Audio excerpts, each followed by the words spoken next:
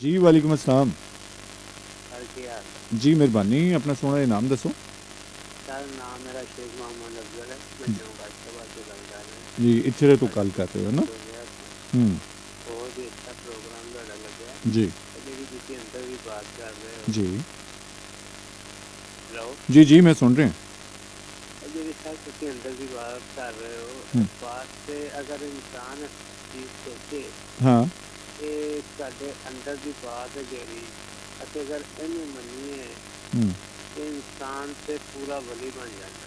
हम्म ਤੇ ਜੇ ਅਗਰ ਇਹਦੀਆਂ ਨਜਾਇਜ਼ ਖੁਆਇਸ਼ਾਂ ਵੀ ਅੰਦਰ ਦੀਆਂ ਮੰਨੀਏ ਤੇ ਫਿਰ ਜੇ ਉਹ ਸ਼ੈਤਾਨ ਦੇ ਨਕਸ਼ੇ ਕਦਮ ਤੇ ਚੱਲ ਸਕਦਾ।